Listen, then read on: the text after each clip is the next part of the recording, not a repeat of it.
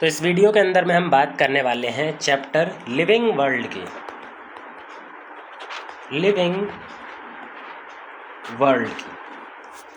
Living world यानी अर्थ पर जितने भी लिविंग ऑर्गेनिजम्स हैं वो सब मिला करके हम बोलते हैं लिविंग वर्ल्ड। अगर अर्थ की बात करें तो अर्थ पर दो तरह की चीज़ें दिखाई पड़ती हैं, एक होते हैं लिविंग ऑर्गेनिजम्स, लिविंग बीइंग्स, और दूसरे नॉन लिविंग्स।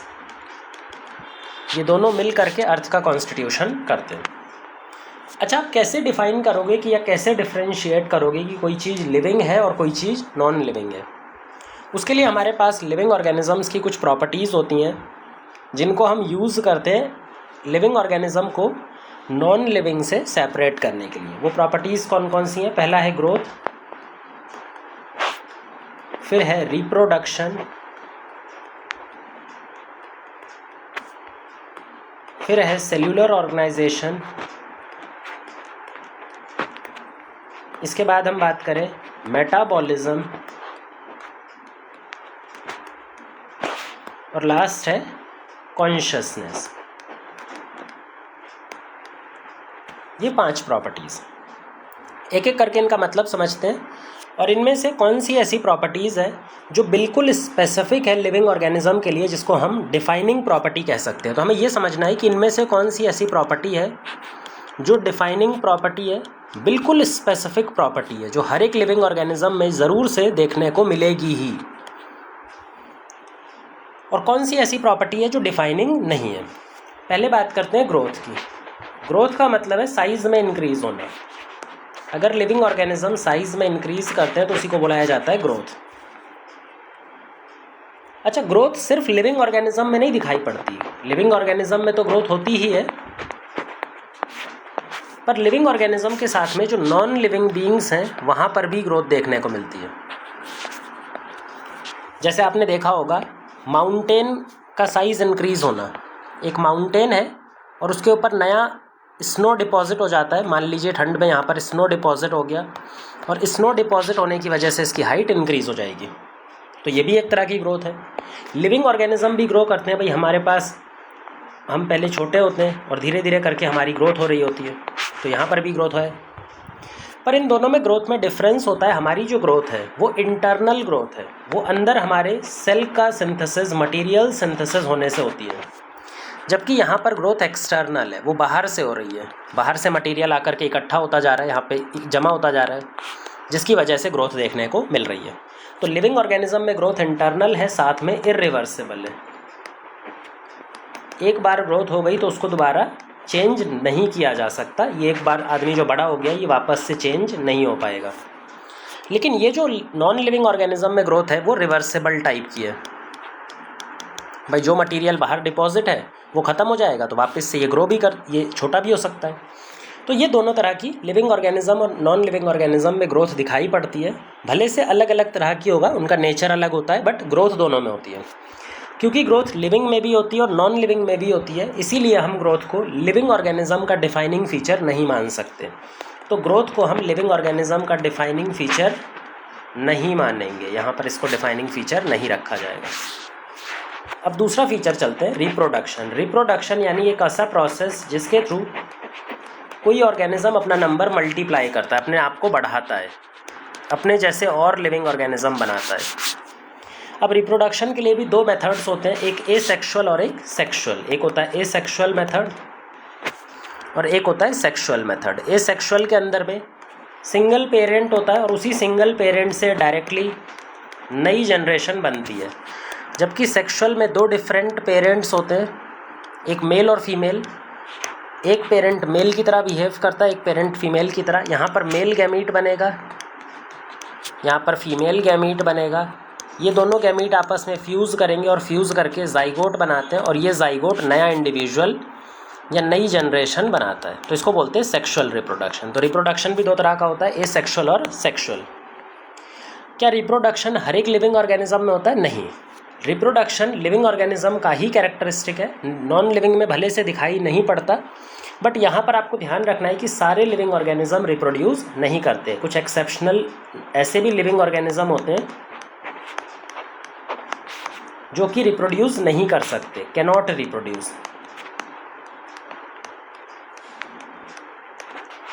कुछ एग्जाम्पल बताएं तो जैसे हमारे इस स्टेराइल कपल्स या स्टेराइल ह्यूमंस जो बच्चे प्रोड्यूस करने में इनकेपेबल हैं, ऐसे ही कुछ लिविंग ऑर्गेनिजम्स होते हैं, नेचर में भी ऐसे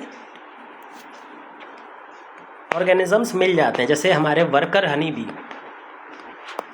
बी जो होती है वो 3 तरह की मॉर्फोलॉजी शो करती है। एक फीमेल होता है ड्रोन जो फर्टाइल होता है, एक क्वीन होती है जो फर्टाइल फीमेल होती है। इसके अलावा जितनी भी फीमेल्स होती हैं क्वीन के अलावा वो सारी वर्कर हनी बी होती हैं और ये स्टेराइल होती हैं। जितने भी इंटर स्पेसिफिक हाइब्रिड्स होते हैं, 2 स्पीसीज़ के बीच में हाइब्रिडाइजेशन करवाने के बाद जो ऑर्गेनिज्म मिलता है उसको बोलते हैं इंटर स्पेसिफिक हाइब्रिड्स। ऐसे इंटर स्पेसिफिक हाइब्रिड्स जैसे म्यूल जो खच्चर होता है वो स्टेराइल होता है, वो आगे फर्दर रिप्रोड्यूस नहीं कर सकते।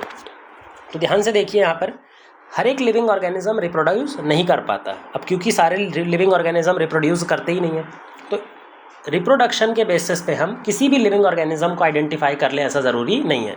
तो क्या रिप्रोडक्शन डिफाइनिंग प्रॉपर्टी होगी? नहीं, रिप्रोडक्शन भी लिविंग ऑर्गेनिज्म की डिफाइनिंग प्रॉपर्टी नहीं होती। फिर तीसरे पॉइंट पर चलते हैं, सेल्यूलर ऑर्गेनाइजेशन। ये जो पॉइंट है ये सेल चैप्टर से बहुत रिलेटेड है। सेल्यूलर ऑर्गेनाइजेशन मतलब बॉडी में सेल का होना। बॉडी किसकी बनी होती है? सेल की। हमने ये बात पहले ही कर ली है सेल चैप्टर में कि कोई सा भी लिविंग ऑर्गेनिज्म होगा उसकी बॉडी में सेल और सेल प्रोडक्ट देखने को मिलते ही हैं। तो कोई सा भी लिविंग ऑर्गेनिज्म हो जाए दुनिया का, हर एक लिविंग ऑर्गेनिज्म में सेल दिखाई पड़ेगा ही पड़ेगा, मतलब उसकी बॉडी में सेल्यूलर ऑर्गेनाइजेशन दिखाई पड़ेगी ही पड़ेगी, क्योंकि ये हर एक लिविंग ऑर्गेनिज्म में मिलता है और किसी भी नॉन लिविंग ऑर्गेनिज्म में नहीं मिलता। तो ये हमारी डिफाइनिंग फीचर है। तो अभी तक हमने जितनी भी तीनों प्रॉपर्टीज़ पढ़ी हैं उसमें से सेल्यूलर ऑर्गेनाइजेशन लिविंग ऑर्गेनिज्म की डिफाइनिंग प्रॉपर्टी होती है। सेल्यूलर ऑर्गेनाइजेशन के बाद में चलते हैं मेटाबॉलिज्म।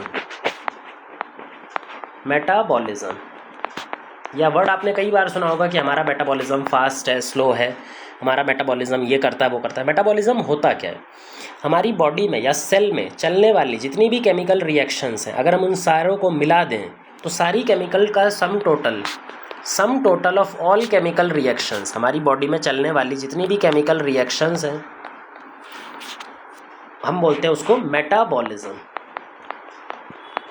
क्योंकि सबको मिला के मेटाबॉलिज्म बोल रहे हैं, तो जो एक एक केमिकल रिएक्शन है इनको हम दूसरा नाम देते हैं मेटाबॉलिक रिएक्शन। तो इन्हीं का दूसरा नाम होता है मेटाबॉलिक रिएक्शंस, और मेटाबॉलिक रिएक्शंस को मिला करके बोला जाता है मेटाबॉलिज्म।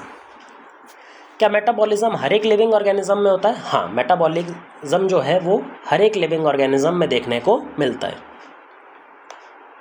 तो मेटाबॉलिज्म भी हमारी डिफाइनिंग प्रॉपर्टी हो जाएगी। तो मेटाबॉलिज्म जो है ये भी डिफाइनिंग प्रॉपर्टी है।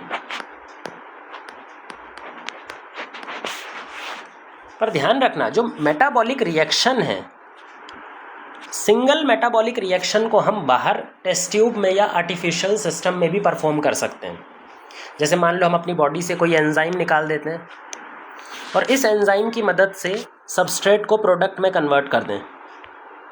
तो यहाँ पे हमने ये वाला एंजाइम बॉडी के बाहर निकाला और बॉडी के बाहर निकाल के इसको फंक्शनिंग करवा ली।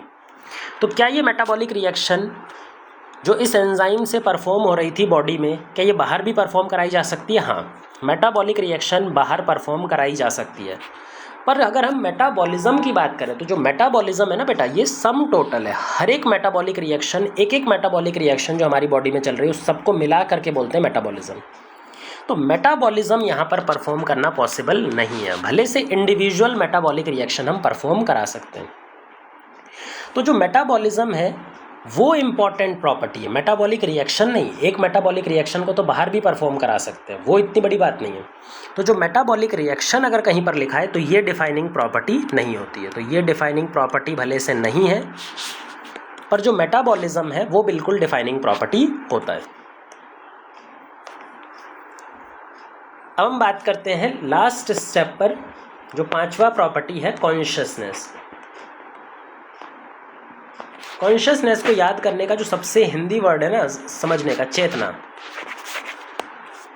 अपने आसपास सराउंडिंग को लेकर के इन्फॉर्मेशन होना, उसके बारे में हमें इन्फॉर्मेशन होना और उस इन्फॉर्मेशन की मदद से उस सराउंडिंग के अगेंस्ट रिस्पॉन्ड करने की कैपेबिलिटी। मान लो कोई लिविंग ऑर्गेनिज्म है, उसके सराउंडिंग में जो भी सिग्नल्स हैं, उसके सराउंडिंग में किसी भी तरह का जो सिग्नल है, ये लिविंग ऑर्गेनिज्म उन सिग्नल को कैच कर सकता है, किसी भी तरह के सिग्नल को वो कैच कर सकता है और उन सिग्नल के अकॉर्डिंग, उन सिग्नल के हिसाब से एक रिस्पॉन्स जनरेट कर सकता है, एक्शन या रिएक्शन दे सकता है। तो इन सिग्नल के अगेंस्ट ये ऑर्गेनिज्म क्या प्रोड्यूस कर सकता है, can produce a specific response to signals, और इसी को बुलाया जाता है कॉन्शियसनेस। ठीक है, कि बाहरी सराउंडिंग को किसी भी तरह का सिग्नल हो सकता है, भाई हो सकता है ये सिग्नल जो है वो केमिकल है, पीएच में चेंज हो गया, क्या पता लग जाता है, हाँ। टेम्परेचर हो सकता है, हाँ। लाइट हो सकता है, बिल्कुल। केमिकल हो सकता है, कोई केमिकल है उसके अगेंस्ट हम रिस्पॉन्ड कर रहे हैं। कोई दूसरा ऑर्गेनिज्म हो सकता है, कोई दूसरा ऑर्गेनिज्म है, बायोलॉजिकल एजेंट है, वो सिग्नल हो सकता है। और किसी भी सिग्नल को डिटेक्ट करना और उसके अगेंस्ट रिस्पॉन्ड करने की कैपेबिलिटी यही कहलाती है कॉन्शियसनेस।